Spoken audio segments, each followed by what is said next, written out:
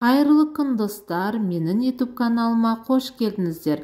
Бүгін менің каналымда арбуздың қабығынан осындай өте дәмді болып шығатын варенье жасайтын боламыз. Видеоны соңына дейін қарамас бұрын менің каналыма тіркеліп, лайк басып, комментария жазып қойыңыздар. Бірінші біз осылай арбузымыздың қабығын ашып аламыз, бөліктерге бөліп, салқын суға салып, бір ас қасық содамызды салып, 1 сағатқа қойып қоямыз.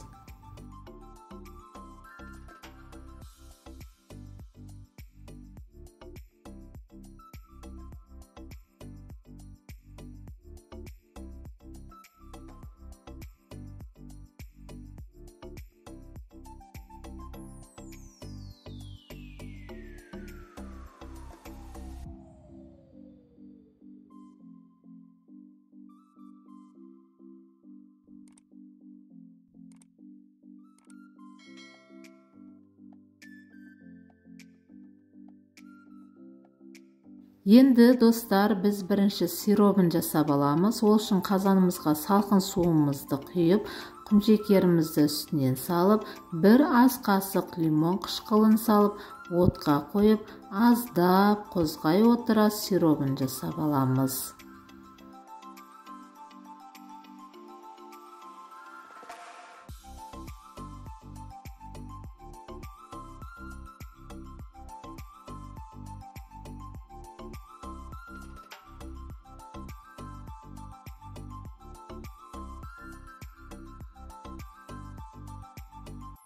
Арбузымыздың қабығын осылай жақсап тағы да бір шайып аламыз. Сиробымыз дайын тұр. Сол сироптың үстінен салып, 2-2,5 сағаттай жай отта қайнатып аламыз.